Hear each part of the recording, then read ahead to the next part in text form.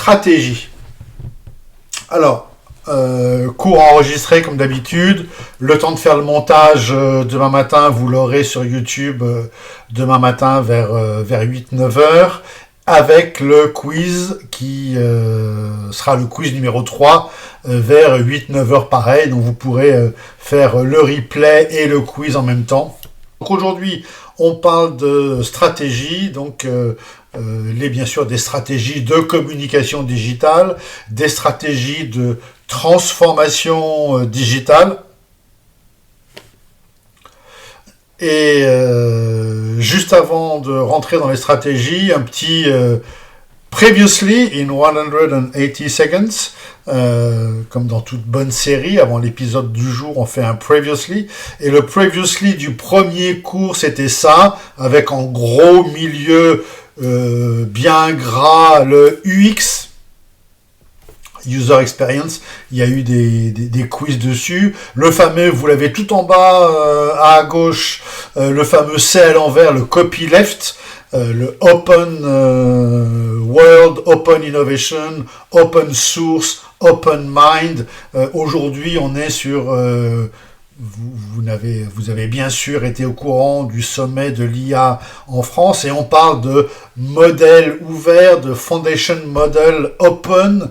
Donc il y a toute une gare et puis l'acteur majeur s'appelle, même si c'est un oxymore, c'est-à-dire c'est le contraire qui se passe, mais néanmoins il s'appelle Open AI, donc c'est l'intelligence artificielle ouverte. Alors il n'est pas vraiment open, mais tant pis, son nom c'est Open, mais il n'est pas Open, tant pis. Avec la citation de Marc Andreessen, je vous répète son nom tout doucement, Marc Andreessen, l'inventeur de Mozilla Firefox, qui dit « Software is eating the world ». Donc tout est software. Il y en a un qui conduit une voiture, là pour l'instant. Eh ben, ta voiture, elle repose autant sur des pneus, des freins à disque et une direction que sur les logiciels qui font fonctionner la voiture. Donc, une voiture n'est une voiture, un bâtiment n'est un bâtiment que grâce au logiciel qui le fait fonctionner. Et donc, il y a de plus en plus de logiciels dans le monde, dans le sport. Je suis impressionné par les stats des rugbyman qui arrivent à imaginer à l'intérieur du maillot des capteurs qui regardent à quelle vitesse ils font différentes opérations et ils disent que pour marquer un essai, il faut arriver à telle accélération, je crois que c'est 3 ou 4 mètres par seconde, et tant qu'on ne dépasse pas les 3 ou 4 mètres par seconde d'accélération, il est impossible de déborder, alors j'y connais rien en sport et encore moins en rugby, mais il est impossible de déborder l'équipe adverse. Tout ça, c'est du software et donc grâce au logiciel, grâce aux stats, on peut avoir une meilleure vision de ce qui existe. C'est tout le sens de la fameuse économie numérique. Deuxième cours, on a parlé de la définition je vous la mets en gros, définition du marketing avec créer de la valeur pour l'écosystème, le client et l'entreprise. Ce fameux UX qui mène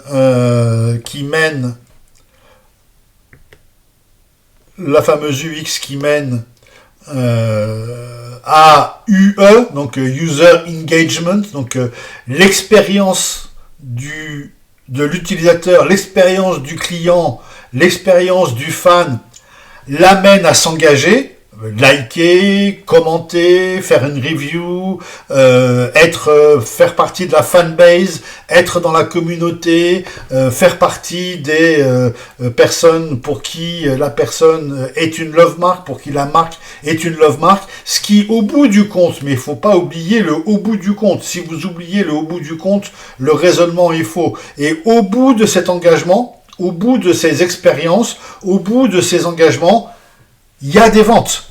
Il faut surtout pas mettre les ventes en premier en disant on fait du marketing, on fait de la com pour vendre. Non, on fait de la com et du marketing, on fait du positionnement, on fait tout ça pour que les gens aient une bonne expérience. Avec cette bonne expérience, on espère que les gens vont s'engager et une fois qu'ils seront engagés, ils feront partie des fans et quand ils seront fans, enfin, ils achèteront. Donc n'oubliez pas la totalité du raisonnement. On fait tout ça pour vendre, oui, mais il y a toutes les étapes de l'expérience de l'engagement numéro 1, engagement numéro 2, review numéro 1, review numéro 2, toutes ces petites étapes, un like, une review, et au bout du compte, la personne effectivement va pouvoir s'engager.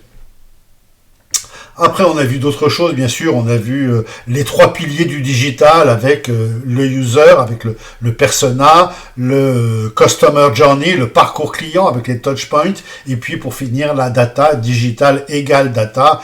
Le petit, je me mets de l'autre côté, le petit skater d'un côté avec ce que croit vendre l'entreprise et ce qu'achète réellement l'utilisateur. L'entreprise, elle croit vendre un objet technologique, mais ce qu'achète l'utilisateur, c'est du fun, un style, une vie, des rencontres, des copains, l'appartenance à un groupe, l'image de soi, etc.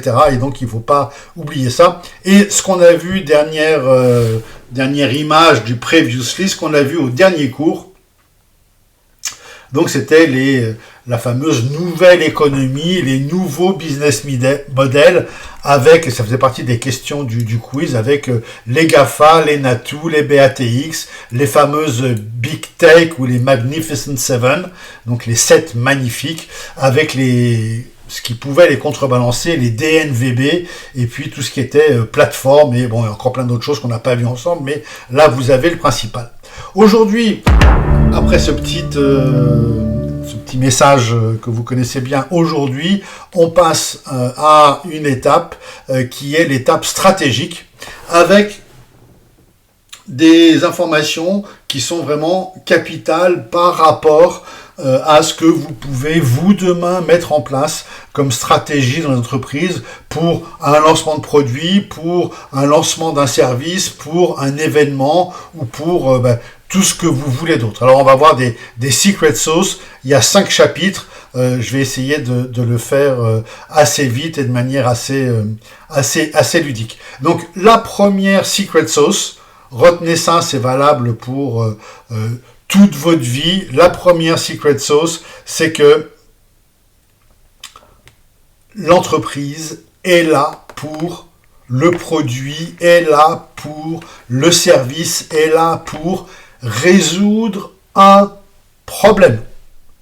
Et retenez ça, s'il n'y a pas de problème, il n'y a pas d'entreprise. Si les gens, si les clients, si les utilisateurs ont 0 problème, eh bien à ce moment-là, il n'y a pas possibilité de créer une entreprise. C'est parce que notre cible a des problèmes que l'on va étudier, que l'on va pouvoir mettre en place des solutions. Et une fois qu'on va distribuer ces solutions, vous avez les trois recettes du succès d'entreprise, identifier le problème, résoudre le problème avec une solution qu'on va trouver avec un fameux job to be done, on en parlera tout à l'heure, et finalement, je distribue ma solution à l'échelle, et là, j'ai une véritable entreprise, ou pour un produit, j'ai une stratégie, ou pour un service, j'ai la capacité de lancer un service. Mais tout commence, retenez bien ce point 1, je vous l'ai mis en détail ensuite pour que vous puissiez mieux le voir, en détail, le point 1, ce fameux problème, identification du problème, vous le voyez là, c'est de l'analyse, c'est de la BI, Business Intelligence, alors il y a plein d'outils ici, je ne vais pas tous vous les développer, mais c'est si ça vous intéresse, vous regarderez sur Google ce que c'est, ou sur ChatGPT ce que c'est du search listening, c'est de la veille, c'est des personas, des cartes d'empathie, le parcours client, les touchpoints, etc., etc. C'est une pensée divergente. Quels sont les problèmes de mon persona? C'est pour ça que quand je vous ai montré l'autre jour une fiche persona ou une manière de faire un persona, je vous ai dit la partie la plus importante du persona, c'est en plein milieu, la partie que moi j'ai écrit en rouge, qui est quels sont les problèmes, les attentes, les rêves, les souhaits de mon persona. À quoi est-ce qu'il pense tous les soirs en se couchant? Eh bien, ça, si j'arrive à le résoudre, je peux créer une entreprise. Et retenez ça aussi. Donc, premier point à retenir, pas de problème, pas d'entreprise. Et deuxième point à retenir, ne faites pas cette erreur, ça fera partie du prochain quiz, ne faites pas cette erreur. Le marketing ou la communication ou une entreprise ne peut pas créer un besoin à un client, à un utilisateur qui n'a pas de besoin. C'est pas GEM qui a créé en vous le besoin de faire des études. Vous aviez votre envie personnelle de faire des études, de suivre un parcours, de suivre un cursus. Et GEM a été une solution à votre problème, à votre souhait. Mais imaginez un sportif ou imaginez un jeune qui n'a mais absolument pas envie de faire des études, qui préfère faire complètement autre chose. Vous pouvez lui proposer les bachelors, les meilleurs bachelors du monde, les meilleurs masters du monde, les meilleurs cours du monde, les meilleurs systèmes du monde. S'il ne veut pas faire d'études, ben vous lui créerez pas le besoin de faire des études. Donc, deux choses à retenir dans ce premier point avec ces différents éléments. 1. L'entreprise n'existe que parce que le client a un problème. Deuxième point, on ne peut pas créer des besoins chez nos clients, nos utilisateurs ou des populations. Alors le deuxième point, c'est la solution, mais écoutez bien, c'est fondamental. La solution n'arrive qu'en deuxième point. C'est-à-dire que ce que l'entreprise sait faire, ce que l'entreprise peut délivrer comme solution, ce que l'entreprise a dans son catalogue de produits, ça ne vient qu'en deuxième position. C'est d'abord, on regarde les problèmes de notre client. Il a des problèmes, ok. Maintenant, on regarde dans notre catalogue de produits ou de solutions ou de services si on peut solutionner son problème. Si on peut le solutionner avec les produits qu'on a, bah très bien, on va pas s'en priver, on va lui proposer nos produits pour solutionner ses problèmes. Si les produits que nous avons sont insuffisants pour solutionner son problème, bah soit on dit on peut rien faire pour lui et on le laisse partir, il fera pas partie de notre cible, soit on se dit, c'est deux solutions, les entreprises peuvent voir les deux cas de figure, soit on se dit, eh bien, je vais développer une nouvelle gamme de produits, je vais faire une alliance avec une autre entreprise pour pouvoir solutionner les problèmes de mon client parce que à ce jour, je n'avais pas la solution, mais je vais acquérir une technologie, je vais racheter un brevet, je vais embaucher des gens qui vont être capables éventuellement de solutionner le problème. Donc, je vais bâtir une solution autour du problème. Écoutez-moi bien, il y a beaucoup d'entreprises qui partent de leur solution, de leur catalogue produit et qui disent alors, ce produit-là, comment je peux le vendre? Et bien là, vous comprenez bien que le problème est pris à l'envers. Si vous partez d'une solution, vous dites, bon alors comment je peux vendre cette solution? Vous faites fi du problème du client, c'est-à-dire que vous allez chercher des gens qui ont un problème. La démarche que je vous propose ici, la secret sauce de la stratégie, c'est 1. J'analyse les problèmes de mes cibles. S'ils n'ont pas de problème, ben je leur propose rien. S'ils ont des problèmes, donc je vais les écouter, je vais les regarder, je vais les observer, je vais les étudier. S'ils ont des problèmes, je vais essayer de leur apporter des solutions. Et la dernière étape, l'étape 3, que vous avez ici au tableau complètement à droite, l'étape 3 qui est l'étape de distribution, ben c'est là où l'entreprise devient riche. C'est-à-dire que c'est à partir du moment où on distribue des solutions à l'échelle qu'on devient effectivement riche. Donc on peut retenir ça. Première étape, le problème. Deuxième étape, je regarde si j'ai une solution qui résout le problème ou si je peux trouver une solution qui résout le problème. Donc là, j'ai fait un heureux. Et si maintenant j'arrive à distribuer cette solution à l'échelle, à solutionner le problème de 1000, 10 000, 100 000, 1 million, 10 millions de personnes, eh bien là, je deviens riche. Je vous donne un exemple très simple. Imaginons que y ait dans la population des problèmes de gens qui sont dépressifs. Donc, il y a des dépressifs. Admettons que moi, personnellement, j'ai la solution qui consiste à écouter ces personnes pendant 2 à 3 heures pour qu'ils puissent bien m'expliquer leurs problèmes et pour que je puisse éventuellement leur donner des solutions à leurs problèmes, ben, j'ai trouvé la solution à un problème. Mais maintenant, est-ce que je peux distribuer cette solution à l'échelle? Mais non, parce qu'il me faut 3 heures par patient ou 3 heures par client. Donc je ne peux pas consacrer 3 heures à 1000 clients. Il faudrait 5 ans pour le faire. Donc c'est impossible. Maintenant, imaginez que face à ce même problème, je trouve une solution qui est une solution avec une application qui permet aux gens de méditer, qui permet aux gens de adapter un programme de sport, adapter un programme d'entraînement, qu'ils puissent avec une IA dialoguer, exprimer leurs problèmes face à l'IA et qu'ils aillent mieux. Est-ce que je peux distribuer à l'échelle de 1 million de personnes cette solution ? Ben oui, ça s'appelle Calm, ça s'appelle Petit Bambou, ça s'appelle toutes les applications de méditation, toutes les applications de well-being, toutes les applications de santé mentale. Je peux les distribuer à l'échelle. Donc là, je vais pouvoir devenir riche. Donc 1, où est le problème ? 2, est-ce que je peux apporter une solution à ce problème ? 3, est-ce que je peux distribuer à l'échelle ? À l'échelle de 1000, 10 000, 100 000 personnes, est-ce que je peux distribuer à l'échelle cette solution ? Et donc pour ceux qui veulent aller un petit peu plus loin et qui sont proches des questions de start-up, j'ai rajouté une 4e case que les start-up aiment bien ajouter. Je vous la montre en gros ici. C'est la case 4 du GROWTH, G-R-O-W-T-H.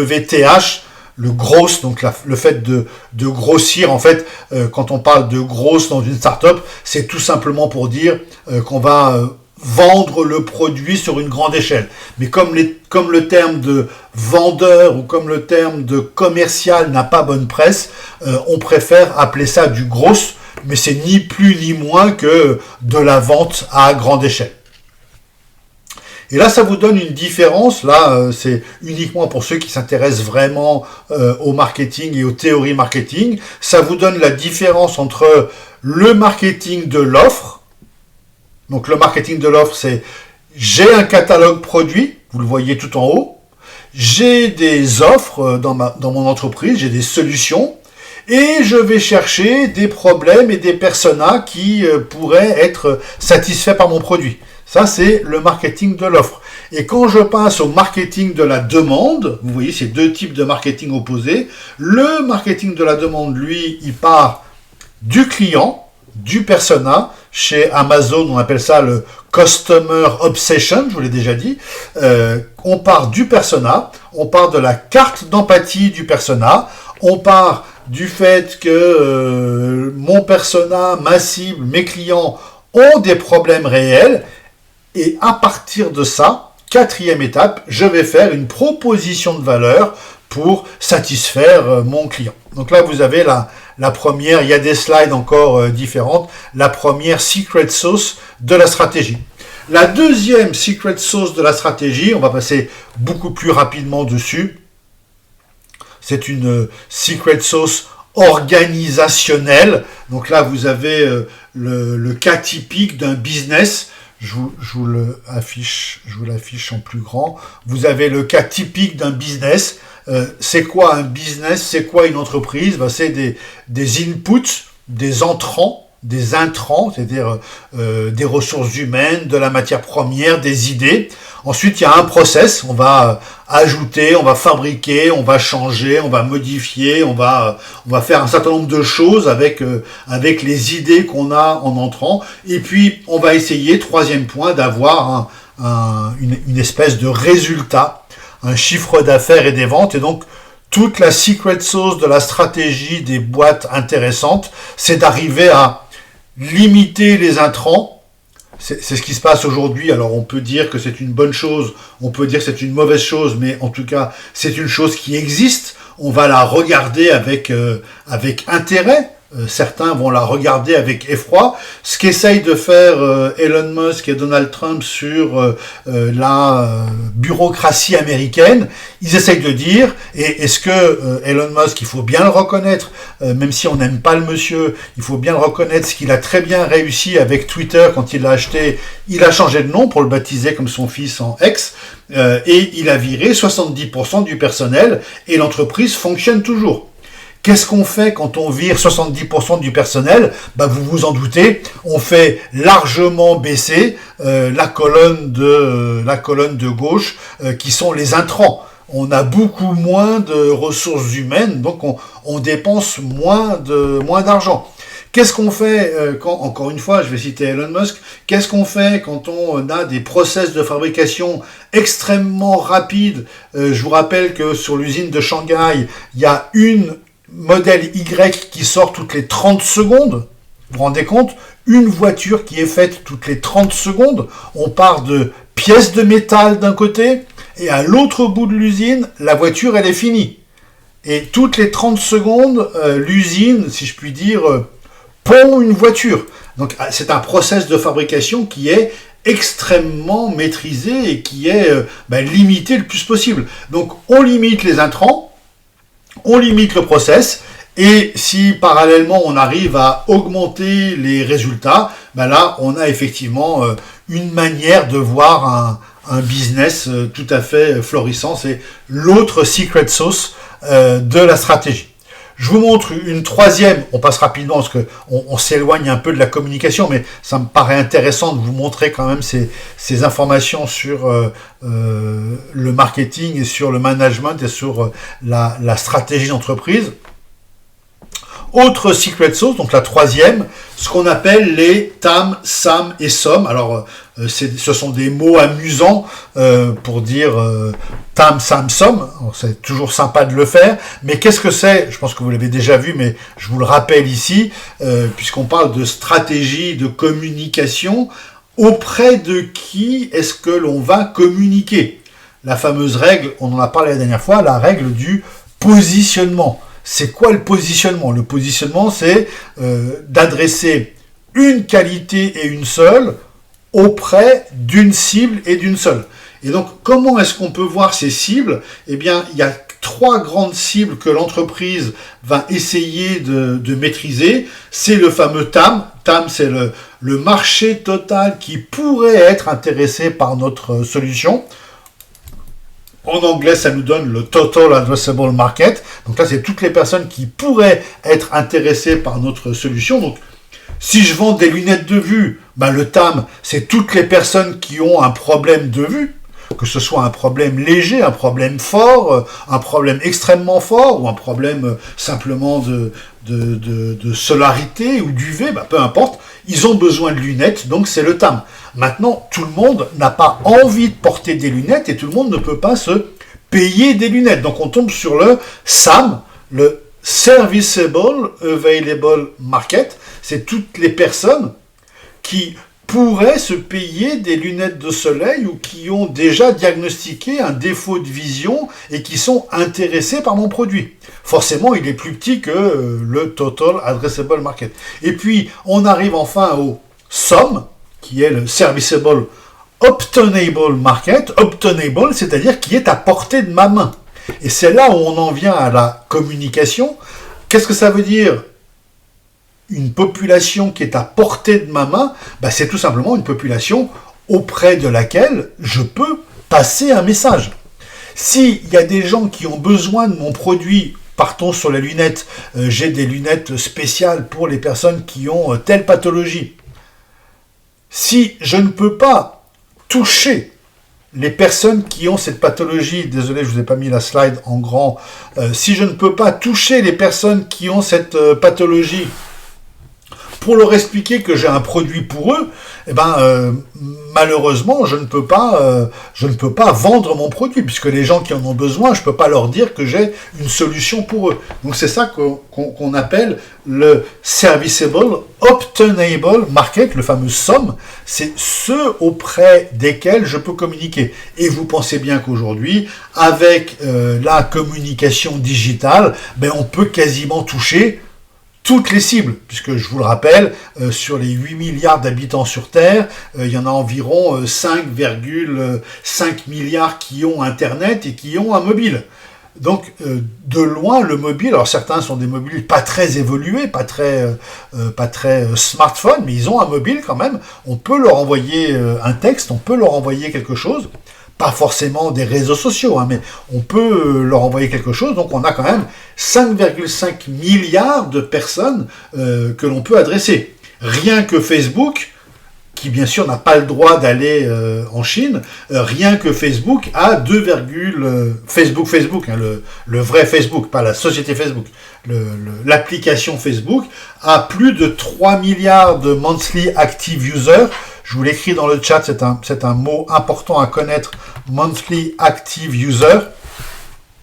C'est pas le nombre de profils dans Facebook, hein. Le nombre de profils dans Facebook, il est sûrement proche des 6 ou 7 milliards. Quand on parle de MAU, Monthly Active User, c'est le nombre de personnes qui, dans le mois dernier, ont utilisé Facebook. Et donc là, ils sont plus de 3 milliards. Donc ça veut dire que si vous avez un compte Facebook, mais que vous n'avez pas accédé à Facebook dans le mois dernier, vous n'êtes pas compté dans les MAU. Vous n'êtes pas compté dans les MAU, vous serez compté lorsque vous y reviendrez parce que votre grande-tante ou votre grand-mère vous aura souhaité bon anniversaire et vous dira « Mon chéri, pourquoi tu ne me réponds pas ?» Donc vous irez sur Facebook, vous avez perdu votre mot de passe, vous retrouverez le mot de passe et vous direz « Merci tati, merci mamie de m'avoir souhaité un bon anniversaire sur Facebook », mais ça se fait plus trop aujourd'hui et elle vous le fêtera plus parce qu'elle ne sait pas faire autrement. Mais donc Facebook nous permet de toucher 3 milliards de personnes. Si on ajoute Facebook à WeChat, WeChat c'est toute la partie interdite de Facebook, donc globalement la Chine et quelques autres pays attachés à la Chine, on peut toucher par Facebook et WeChat quasiment 4 milliards et demi de personnes. Donc plus de la moitié du monde. Donc aujourd'hui, et c'est ça l'immense avantage que vous avez, aujourd'hui, si vous avez la bonne technique digitale, vous êtes capable de toucher quasiment un habitant de la Terre sur 2. Sur les 8 milliards que nous sommes, vous pouvez en toucher quasiment 5 milliards, donc plus de 1 sur 2. Donc aujourd'hui, on est capable, avec les bonnes techniques, avec le bon raisonnement, avec les bons outils, on est capable de toucher plus d'un terrien sur 2. Donc le SOM est de plus en plus proche du SAM. Si vous comprenez ce que je veux dire par SOM et SAM, je vous les remets en grand ici. Le SOM, je vous le répète, le SOM, le petit point rouge, est de plus en plus près du SAM parce que grâce à la communication digitale, ce qu'on ne pouvait pas faire par la télé, par la radio, par la presse et encore moins par l'affichage et le cinéma, aujourd'hui, par le digital, on peut le faire. Alors encore une fois, on peut se poser la question de est-ce que c'est bien que le digital soit aussi présent? Est-ce que c'est bien que les réseaux sociaux soient aussi présents sur toutes les cibles?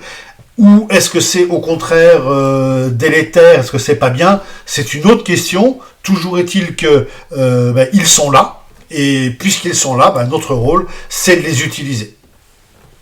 Donc voilà cette vision TAM, SAM, SOM. Et ça peut vous aider, bien sûr, à créer de nouveaux services, créer de nouvelles entreprises, créer des services de communication. Si vous voulez faire financer votre entreprise, si vous avez un projet de création d'entreprise, que ce soit une start-up ou pas une start-up, que ce soit de la technologie ou pas de la technologie, ou que ce soit pour votre propre communication personnelle, il est évident que les gens qui vont investir dans votre entreprise ou en vous vont tout de suite regarder quel est le TAM. Combien de personnes s'intéressent à votre sport? Combien de personnes s'intéressent aux équipements de gym, aux équipements de running, aux équipements de ski, aux équipements de ceci et de cela? Quel est le TAM? Et plus votre TAM est grand, plus vous allez intéresser de monde et plus vous allez pouvoir vendre un ticket important. Je vous ai mis derrière dans les slides et je vous les montre en grand plein d'informations sur les TAM, SAM, SOM. Je vais pas vous les détailler, c'est beaucoup trop long. Je vous laisse regarder ça si ça vous intéresse. Bien sûr, si ça vous intéresse, n'hésitez pas à me le dire. On peut en reparler, on peut faire un exercice dessus. Là aujourd'hui, c'est pas le but, mais donc vous avez des infos derrière les slides qui peuvent être intéressantes si vous avez envie d'aller plus loin. Comme je le fais toujours pour une slide que je présente, il y en a 2 qui donnent le détail à l'écrit, mais je vous les montre pas parce qu'elles sont assez moches à montrer et pas très intéressantes. Alors, on arrive au quatrième secret sauce, et après, on va passer à autre chose avec ce qu'on appelle le sales funnel, avec un F, F-U-2-N-E-L. On va parler de ça tout à l'heure. Comme ça vous laisse le temps de chercher ce qu'est un funnel, F-U-2-N-E-L en anglais. Pour l'instant, les Français le traduisent mal, mais on verra ça tout à l'heure. Donc, quatrième secret sauce, c'est une théorie extrêmement intéressante. Je vous ai mis les liens dans les slides. Je peux vous les redonner ici. Alors, est-ce que je peux vous les redonner rapidement? Non, mais je vais le... Si je clique ici, qu'est-ce qui se passe? Non, oui, voilà, hop, j'ai récupéré le lien, parfait. Donc, je vous mets dans le slide le lien vers cette théorie qui s'appelle Job to be done. C'est une théorie de marketing et de communication qui consiste à dire pourquoi est-ce que le client nous achète?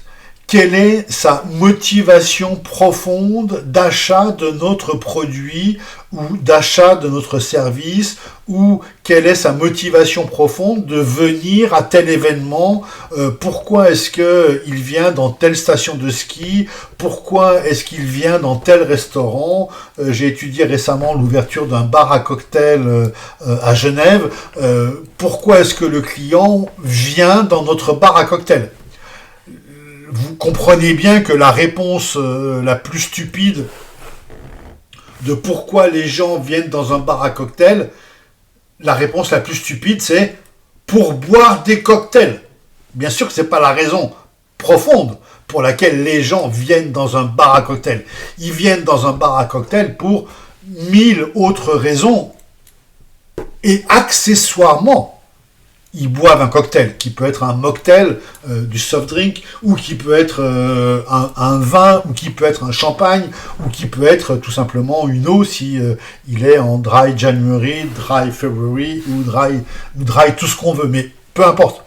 Donc, le job to be done, c'est la réflexion profonde de pourquoi est-ce que le client nous achète.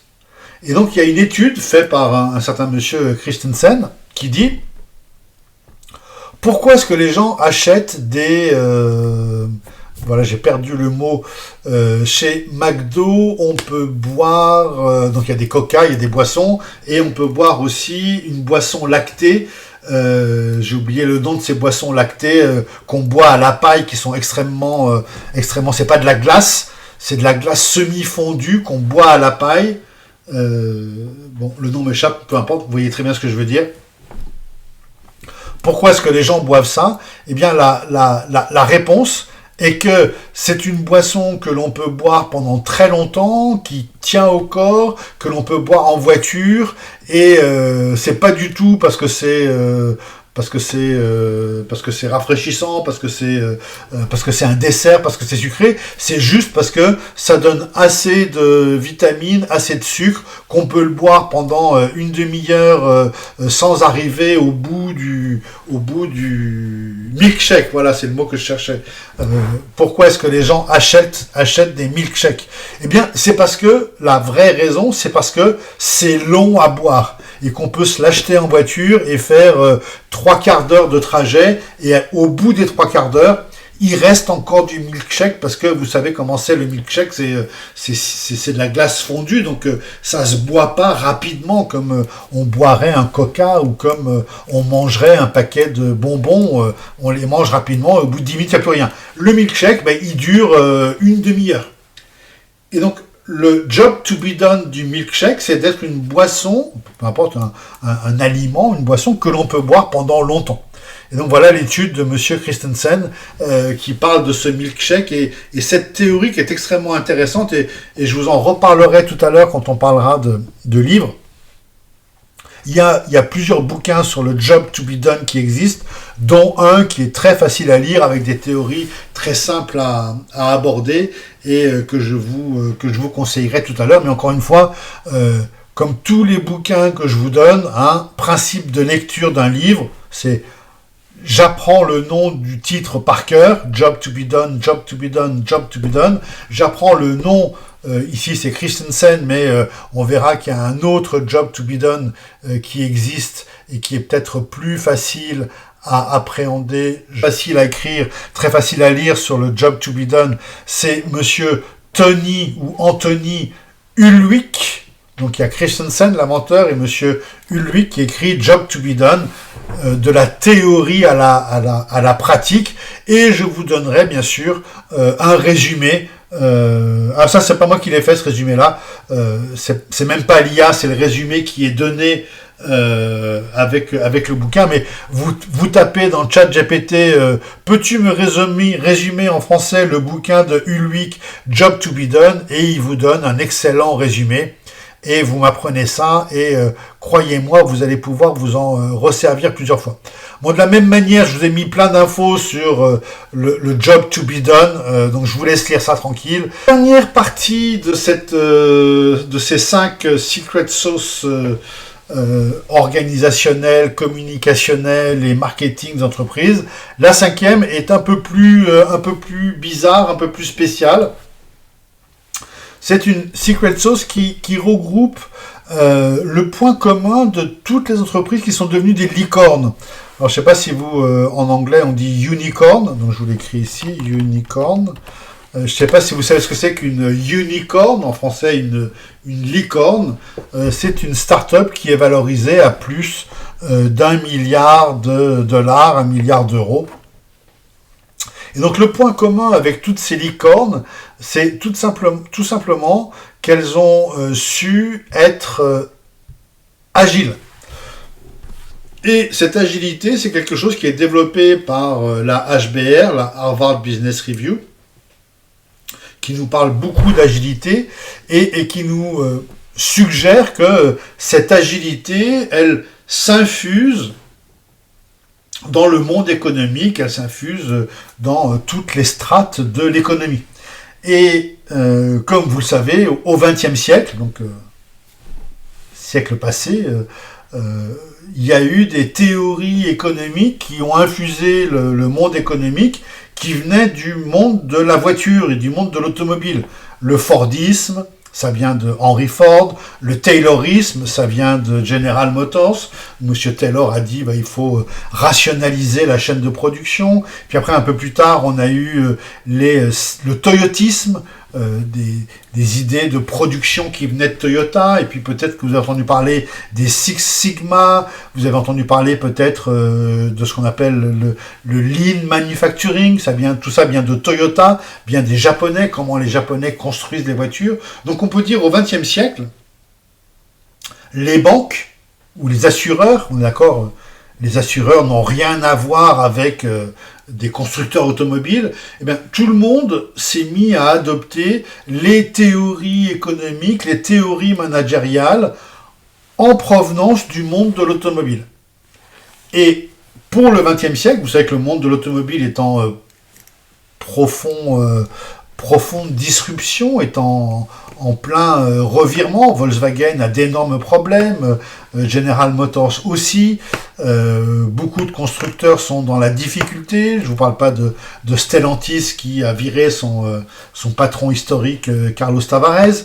Renault, pareil, essaye de se sortir un petit peu, mais avec beaucoup de difficultés, des difficultés. Et le plus gros constructeur automobile aujourd'hui, aussi bizarre que ça puisse paraître, c'est Tesla, qui est l'entreprise, le constructeur automobile le mieux valorisé au monde, alors qu'il fait 100 fois moins de voitures que les autres, mais voilà, il a une technique de production qui fait qu'il est mieux valorisé que les autres. Donc aujourd'hui, on ne peut plus prendre exemple sur le monde de l'automobile pour gérer une banque, pour gérer une assurance, pour gérer une école, et donc sur quel autre organisme économique on peut se calquer pour avoir du succès? Eh bien, justement, la réponse est ici. on va se calquer sur les entreprises qui ont le plus de succès dans ce 21e siècle, ce sont les startups. Et quel est le point commun entre toutes les startups? Eh bien, c'est qu'elles sont agiles. Et donc, l'idée de ce que défend ici la Harvard Business Review, c'est que cette agilité, elle va s'appliquer à l'échelle des grandes entreprises. Et vous avez aujourd'hui des grandes entreprises, je ne citerai pas Tesla et SpaceX parce qu'elles sont un peu spéciales, mais vous avez des grandes entreprises comme 3M, comme General Electric, qui sont des grandes entreprises traditionnelles, habituelles, qui se sont mis à l'agilité. Et donc ces entreprises sont agiles. Et je voudrais juste vous expliquer en quelques mots c'est quoi cette agilité et comment est-ce qu'on peut reconnaître un organisme agile d'un organisme non agile. Alors, généralement, on prend pour réfléchir à ça l'échelle d'une gestion de projet. Alors, vous connaissez peut-être cette théorie qui s'appelle la roue de Deming, qui s'appelle aussi PDCA, pour Plan, Do, je vous l'écris dans le chat, PDCA, Plan, Do, Check, Act, c'est la roue de Deming. Deming est un économiste qui a dit, voilà, un projet, d'abord on le planifie, ensuite on le teste sur une petite partie, après on étudie les retours, et puis après on l'implante sur la partie totale. Et quand on fait ce plan Do, Check, Act, cette roue de Deming dans une entreprise classique, ça prend à peu près 18 mois. C'est la moyenne qui est observée. Et je voudrais que vous regardiez la slide qui arrive et la différence entre cette slide et la slide qui arrive. Ça, c'est le schéma d'une entreprise classique. Plan, Do, Check, Act en 18 mois. Et voilà ce que fait une startup. En 18 mois, elle fait 18 fois Plan, Do, Check, Act. Donc, c'est la même roue de Deming. C'est la même gestion de projet.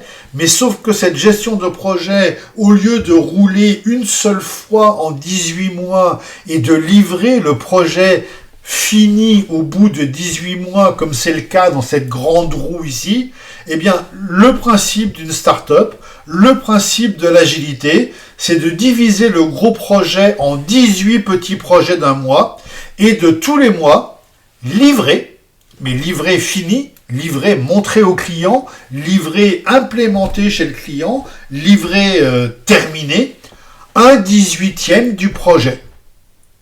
Et à chaque fois, on va livrer ce qu'on a fait au client et le client va nous dire c'est bien, c'est pas bien, j'aime pas, je préfère à droite, je préfère à gauche, je préfère en rouge, je préfère en vert, je préfère ceci, je préfère cela. Et on va prendre les informations du client et on va repartir pour un deuxième cycle. Et dans l'agilité, ces cycles, je pense que vous savez qu'on appelle ça des sprints.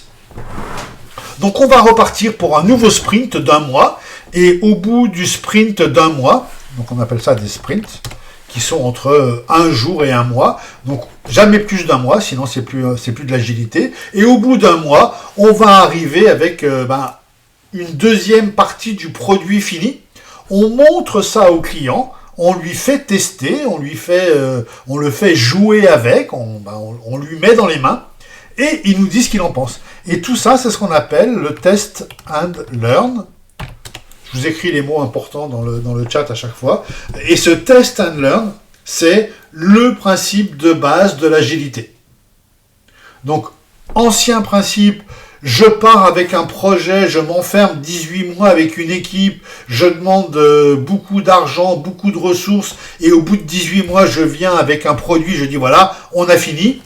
Bien sûr, il y a toutes les chances pour que le marché ait changé, pour que les besoins aient été mal compris, pour qu'il y ait un écart avec ce qu'on voulait, et ça fonctionne pas. Et la version agilité, où je divise le gros projet en 18 petits projets, et tous les mois, je livre, fini complètement, un 18e, alors c'est pas aussi simple que ça, un 18e du projet qui est terminé, ce qu'on appelle le fameux test and learn. Alors, un peu de vocabulaire dans ce domaine-là, c'est ce qu'on appelle les POC. Les POC, je pense que vous savez, ce sont les Proof of Concept. C'est un petit bout de papier qui dit, voilà, moi j'ai l'idée de faire ce produit-là, j'ai l'idée de faire ça comme ci, comme ça, etc. Et on va aller du POC au... Alors c'est moi qui cache du coup le PMF, donc je me mets de l'autre côté, du POC au PMF, et le PMF, c'est le nirvana, c'est le truc génial. Le PMF, c'est le Product Market Fit, c'est-à-dire que j'ai lancé mon produit, j'ai eu un go-to-market, j'ai lancé mon produit, j'ai distribué mon produit, mon service, ou mon app, ou mon logiciel, ou mon équipement sportif, ou que sais-je, ce que vous voulez. J'ai lancé mon produit, et tout le monde aime mon produit, tout le monde télécharge mon produit, tout le monde utilise mon produit, tout le monde achète mon produit. Et donc, je suis allé du Proof of Concept au PMF, et il y a plein d'étapes pour aller de l'un à l'autre.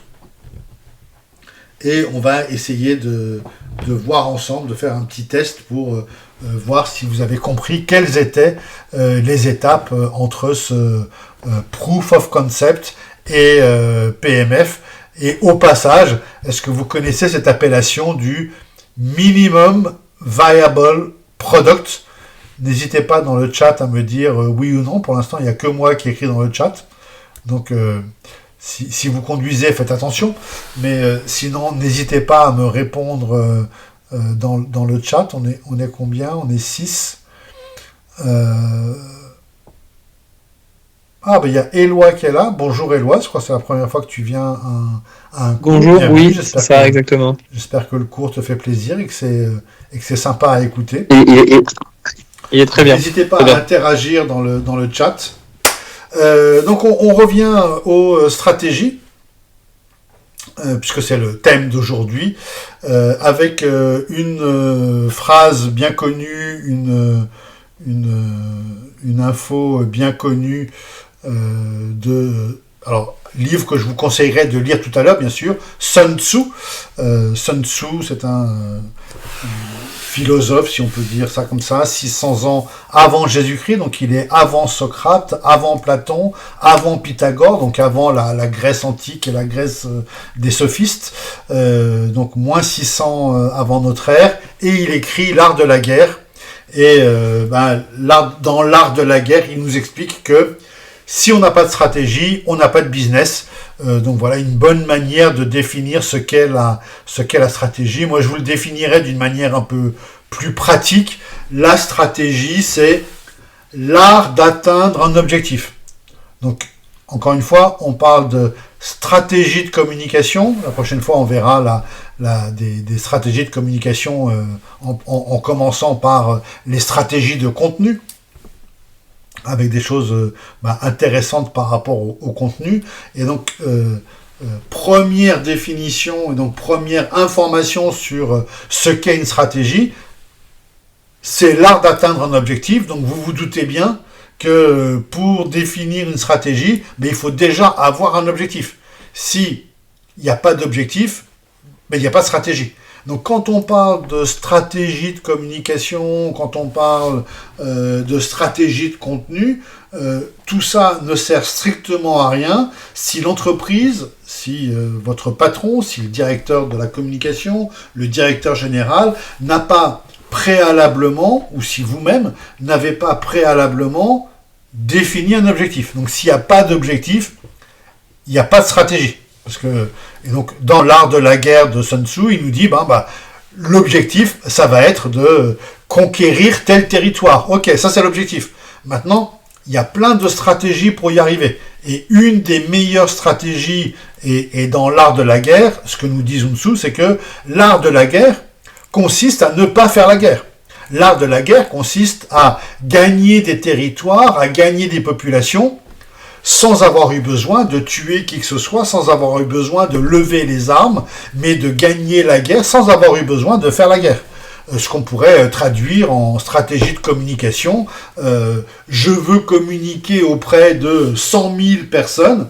La stratégie la plus fine pour communiquer auprès de 100 000 personnes sans que ça coûte un centime, eh ben, c'est de transformer ces 100 000 personnes en fans qui nous suivent et qui vont avoir nos informations sur X, sur YouTube, sur Insta, etc.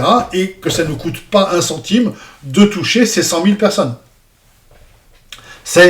Alors, encore une fois, je ne cite pas que lui, heureusement, hein, ne vous méprenez pas, mais c'est la stratégie de communication d'un Elon Musk. Il fait pas de pub, il n'a pas de communication. La communication, c'est son compte Twitter ou X, sur lequel il a 200, 300 millions de followers, et donc il peut dire, et là il en dit beaucoup trop, et il dépasse largement le cadre des voitures, le cadre des fusées, le cadre des puces pour le cerveau, et le cadre des tunnels, et le cadre de la communication. Il en dit beaucoup, beaucoup, beaucoup trop. On en a la nausée, mais néanmoins, sa stratégie de communication, elle est gratuite, puisqu'elle s'appuie sur ce genre de choses. Donc, retenez ça, en stratégie guerrière, commerciale, communication, c'est l'art d'atteindre un objectif. Alors, pour être un peu plus précis, maintenant qu'on a l'objectif, on peut avoir cette autre définition de la stratégie qui dit c'est un plan qui prévoit l'ensemble des moyens pour atteindre un objectif. Donc, les deux mots importants ici, c'est objectif, mais on l'avait déjà vu précédemment, et le deuxième mot important ici, c'est plan. Vous avez fait dans votre scolarité des centaines de plans de philosophie, de plans d'histoire géo, de dissertation, de français, de tout ce que vous voulez. Vous avez fait des dizaines de dissertations. Vous avez fait des dizaines, des centaines de plans. Vous n'avez jamais fait un plan qui était introduction, partie 1, conclusion. Vous avez toujours fait introduction, partie 1, partie 2, voire partie 3, et conclusion. Donc un plan, ce que vous pouvez retenir ici, et pour la stratégie, c'est bien sûr valable, un plan, c'est minimum 3 parties, et dans une stratégie, on parlera de 3 phases, et comme vous le savez, dans la philosophie, si vous avez besoin de faire un plan très très très rapidement et qu'on vous dit, tiens, pour ou contre la peine de mort, donc on va faire un plan avec thèse, antithèse, synthèse. Oui, c'est important, non, il faut pas le faire, et puis peut-être bien que oui, peut-être bien que non, la fameuse synthèse. Eh bien, dans le business, dans la stratégie d'entreprise, le plan le plus commun, c'est de dire phase 1, préparation, 3 mois. Phase 2, 6 mois de conquête. Phase 3, 9 mois de consolidation. Et voilà un très bon plan stratégique pour atteindre un objectif de 10% de part de marché, de 100 000 ventes, de 100 000 followers pour nos comptes réseaux sociaux, de pénétration d'un marché, de vente de produits ou de ce qu'on veut. Premier temps, on se prépare. Deuxièmement, on attaque, si je puis dire. On part à la conquête. Et troisième point, on se calme et on consolide. Donc voilà ce que je voulais vous dire sur les stratégies. Et maintenant, on arrive à une partie intéressante de business development ou de growth, comme on le dit quelquefois pour faire bien. On parle de growth, on parle de business development. En fait, en vrai, entre nous, qu'est-ce que c'est le grosse ou la grosse? Ça dépend si on le met au féminin ou au masculin. Il vaut mieux le mettre au masculin. Qu'est-ce que c'est le gross? Qu'est-ce que c'est le business development? C'est tout simplement du commercial. C'est tout simplement des ventes. Alors, on appelle ça comme ça parce que ça fait mieux d'appeler ça comme ça. Et là, on va aborder un sujet extrêmement important qu'encore une fois, vous allez retrouver de partout en communication. C'est le fameux Sales Funnel. F-U-2-N-E-L. Alors, je vous l'ai donné en début de séance, ce terme de funnel. Est-ce que vous avez eu le temps de chercher ce que ça veut dire? Non, pas pour moi.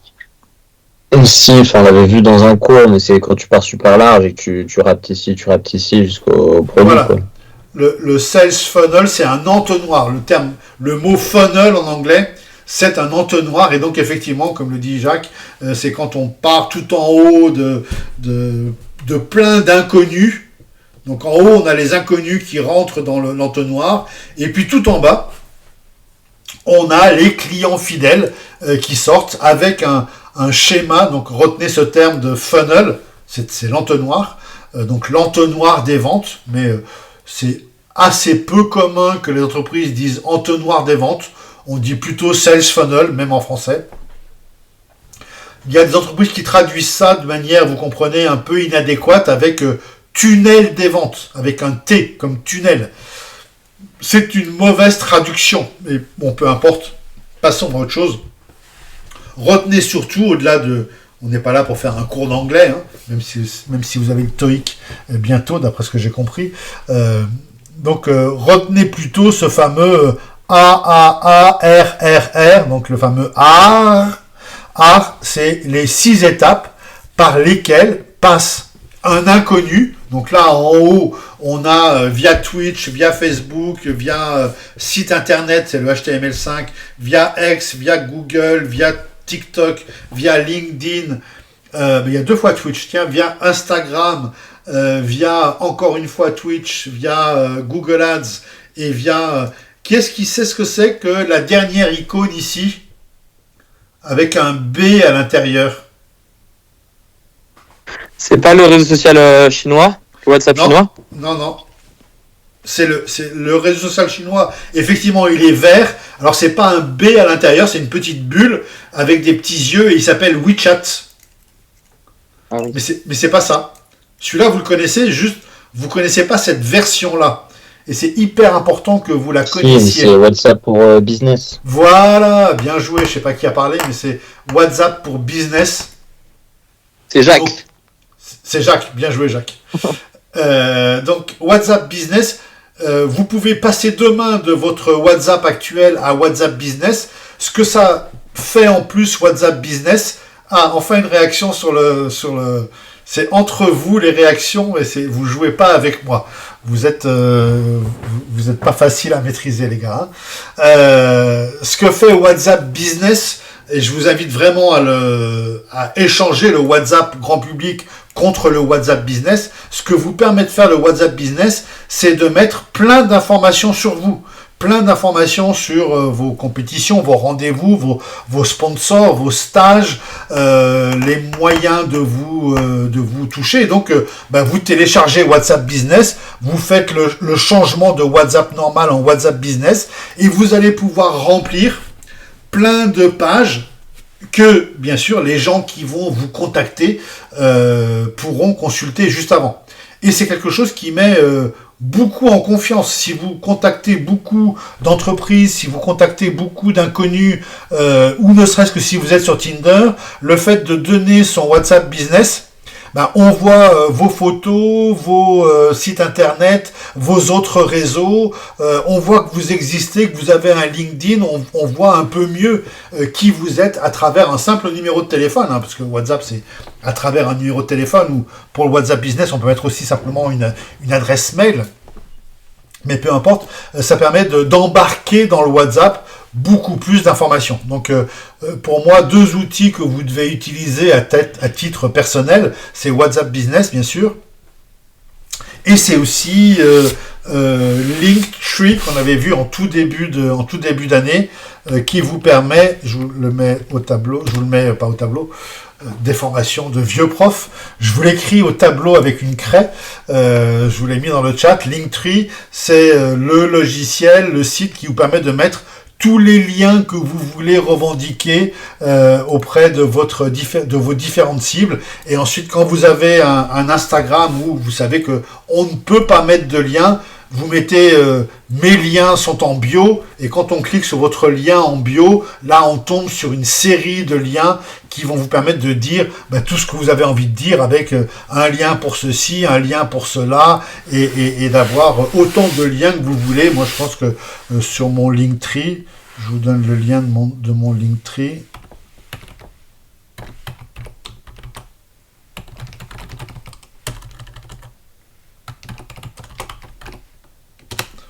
Voilà, sur mon Linktree qui est ici, vous avez le lien vers toutes mes conférences, le lien vers tous mes cours, le lien vers mon WhatsApp, vers la prise de rendez-vous. Vous avez plein de liens qui sont affichés sur ce Linktree. Et donc c'est très très très utile pour vous d'avoir à la fois un WhatsApp business qui se différencie en rien du WhatsApp classique et un Linktree qui vous permet de mettre tous les liens que vous avez envie de mettre. Donc revenons sur notre Sales Funnel, le fameux 3A, 3R. Et donc l'idée de ce Sales Funnel, et je voudrais que vous reteniez ce nom qui est assez compliqué, Lead Nurturing, je vous l'ai écrit encore une fois dans le chat, le Lead Nurturing, c'est tout simplement l'art de faire passer un inconnu, ce qu'on appelle un lead, un contact, donc un lead, retenez ce terme si vous ne le connaissez pas déjà, donc d'un lead. Donc un lead, c'est quelqu'un qui like une vidéo YouTube. Bon, voilà, vous avez son nom, vous avez son prénom, vous avez son compte YouTube, vous savez qu'il a liké votre vidéo. Il est totalement inconnu, mais il a liké votre vidéo. Et donc le lead nurturing, c'est de quoi, excusez-moi, le terme n'est pas beau, c'est la traduction française de nurturing. De quoi est-ce que vous allez nourrir? Quel est le nourrissage que vous allez faire de ce lead? Quelles sont les infos que vous allez lui donner pour qu'il passe d'un inconnu total à un client fidèle qui fait votre pub? Donc c'est ça le lead nurturing. Le lead nurturing, c'est l'art de donner les bonnes informations, de récolter les bonnes informations pour transformer un inconnu, donc je redis, un visiteur de votre site internet, voilà, il vient visiter votre site, il est totalement inconnu. Eh bien, comment est-ce que vous passez de inconnu total qui visite votre site internet à client fidèle qui vous écrit des reviews dithyrambiques? Et cet art-là passe par les 6 étapes AAARRR et s'appelle le lead nurturing. Donc, comment est-ce que vous nourrissez le contact? Quelles infos vous lui donnez pour le faire passer d'inconnu total à client fidèle? Et donc, les 6 étapes sont premièrement l'awareness, donc la notoriété, pour qu'il faut bien qu'il vous connaisse. Deuxième étape, il faut... Excusez-moi, je suis tombé sur une vidéo trop sympa. Il faut que je like. C'est une question de vie ou de mort. Voilà, c'est fait. Donc, notoriété. Ensuite, acquisition. Ça veut dire qu'il faut qu'il vienne voir l'un de vos contenus. Après, l'étape la plus cruciale s'appelle l'activation. L'activation, c'est comment est-ce que vous allez le motiver pour qu'il vous donne, pour qu'il vous lâche son 06, pour qu'il vous lâche son email, pour qu'il vous lâche l'entreprise dans laquelle il travaille. Donc super compliqué l'activation. Après la rétention, le fait qu'il revienne plusieurs fois. Ensuite, on a le revenu, le fait qu'il rapporte de l'argent. Et puis après, le referral, le fait qu'il vous écrive de bonnes... pour qu'il vous écrive, je vais me mettre de l'autre côté, voilà, pour qu'il vous écrive de bonnes reviews. Donc voilà les 6 étapes. C'était une dia que j'avais fait, une slide que j'avais fait pour Samsung, où on parlait justement de ce fameux sales funnel. Comment je transforme, dans le cas de Samsung par exemple, quelqu'un en a marre de Dyson, qui vend des aspirateurs trop chers qui marchent mal.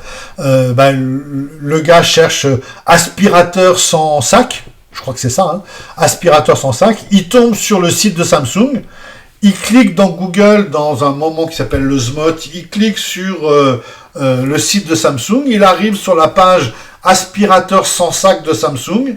Et voilà. Donc là, il commence à savoir que Samsung fait des aspirateurs, je ne sais pas si vous le saviez. Samsung vend des aspirateurs, mais aussi des réfrigérateurs, mais aussi des accessoires de cuisine, même des meubles de cuisine, et en plus bien sûr des téléphones, des vidéoprojecteurs, des écrans d'ordinateur, des laptops, etc., etc. Mais donc, voilà, Samsung fait des aspirateurs. Comment est-ce que maintenant vous l'invitez à suivre l'Insta, à suivre le YouTube du fonctionnement de l'aspirateur, acquisition? Comment est-ce que vous arrivez à obtenir ces coordonnées, son nom, son prénom, son téléphone, son email? C'est sûr, ça je peux vous le dire tout de suite, si vous essayez de tout obtenir d'un coup, nom, prénom, téléphone, adresse, email, c'est sûr que ça marche pas. Là, c'est sûr. Mais si vous essayez par des stratagèmes extrêmement intelligents d'obtenir un coup son email, un coup son adresse, un coup son département, un coup son adresse, un coup son 06, vous pouvez peut-être petit à petit arriver à obtenir ces coordonnées complètes. Après, comment est-ce que vous faites? C'est le premier R pour qu'il revienne, c'est le return ou la rétention, le retour, comment est-ce que vous faites pour qu'il revienne. Ensuite, le plus important, comment faire pour qu'il achète les produits. Et dernièrement, comment faire pour qu'il fasse la pub de nos produits. Donc tout cet art, j'espère que vous l'avez compris, cet art de faire passer le client du premier A au deuxième, au troisième, au premier R, au deuxième, au troisième, s'appelle le lead nurturing. Alors ce qu'il faut retenir de ce sales funnel, c'est que les durées sont variables. Le sales funnel, il peut durer 3 jours, comme il peut durer 1 an ou 2 ans. Et ne faites pas l'erreur de croire que les produits B2B, c'est 1 an, et les produits B2C, c'est 3 jours. Rien n'est moins sûr. Si vous avez une très bonne offre en B2B, ça peut être 3 jours. Et si vous avez un client comme moi, indécis en B2C, moi, ça fait 3 ans que je dois changer de télé. Et j'attends de savoir quel est le dernier operating system de la télé. Est-ce que j'achète sous Android? Est-ce que j'en prends une Smart TV? Est-ce que je prends une 8K, une 4K? Est-ce que je prends une télé avec tel système d'exploitation, tel autre système d'exploitation, full Wi-Fi, ou Wi-Fi plus Bluetooth, ou Wi-Fi plus Bluetooth plus BLE, autre chose, etc., etc. Donc, est-ce que je dois mettre à l'intérieur de la télé un décodeur TNT ou pas? Vraiment, 1000 questions qui fait que cette télé, ça fait 3 ans, je l'ai toujours pas acheté. Donc, ne croyez pas que le B2B c'est long et le B2C c'est rapide. Tout dépend du produit, tout dépend du client, tout dépend de ce qu'on vend. Donc ça, c'est le premier enseignement. Deuxième enseignement, toutes ces étapes sont interchangeables. Moi, je vous les montre sous le forme AAA, RRR, mais ça peut très bien être AR, AR, AR. C'est pas forcément AAA, RRR. C'est pas forcément dans le bon ordre. L'ordre est variable. Et surtout, ce qui est important, et on va s'arrêter là-dessus, surtout, et on va faire un petit exercice au passage, surtout ce qui est super important, c'est la pente de l'entonnoir.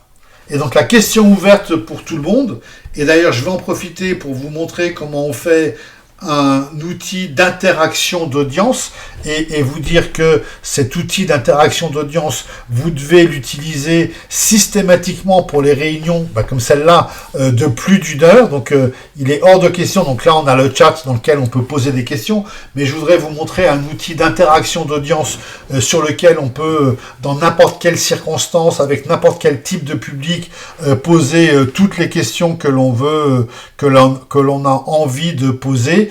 Et donc je voudrais vous poser la question, et je vais vous le faire à travers un outil d'interaction d'audience.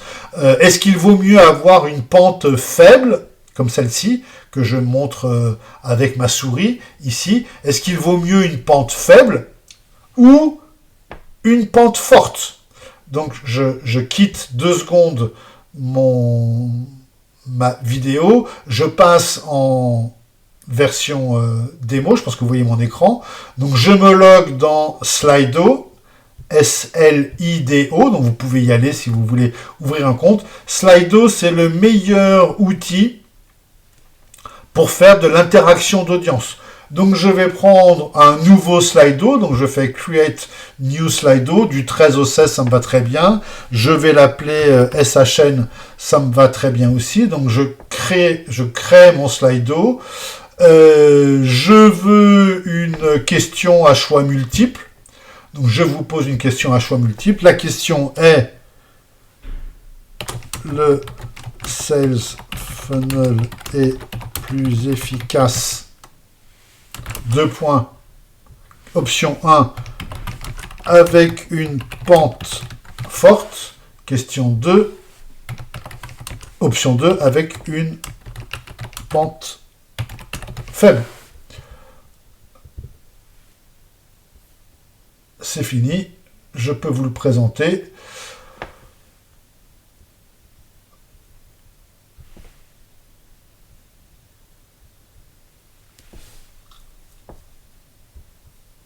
Donc je récupère le lien de mon Slido, je vous tape le lien ici dans le chat, donc je vous mets le lien dans le chat, et vous l'avez ici en QR code, vous pouvez flasher le QR code, et du coup vous pouvez répondre à la question: le sales funnel est plus efficace avec une pente forte ou avec une pente faible. Je vous laisse voter, soit dans le lien du chat, soit par QR code sur ma slide.